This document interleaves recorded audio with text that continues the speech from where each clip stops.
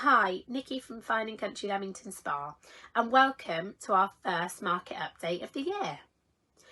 As we enter into 2022, the forecast looks to move towards more normal conditions, with annual price growth and sales in 2020 and 2021 being at their strongest since 2006.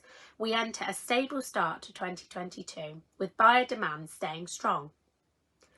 Nationwide reported that annual price growth in the year to December was 10.4%, and HMRC reported that there was almost 1.4 million sales recorded from January to November in 2021. Sales activity remains higher than normal. The sales to stock ratio in November was 46% compared to the average of 34% recorded by RICS in the years 2017 to 19. It's common for people to set New Year's resolutions, and for many families, this can relate to their property and their lifestyle.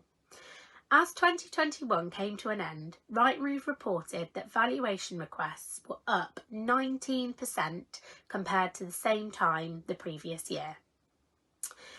This could be an indication that we may start to see the supply and demand imbalance begin to ease in the first quarter. Unfortunately, with the Omicron variant, that does give us a sharp reminder that the virus is still very much continuing to affect our daily lives. However, with the success of the vaccine programme, we hopefully shouldn't see as many of the same struggles as in 2021, and it also may continue to be a stimulus for many to make the decision to move. So any sellers that are entering into the property market in the coming months, make sure you have an agent that understands your needs, and a good market knowledge does continue to be a reason why the agent is chosen in the first place.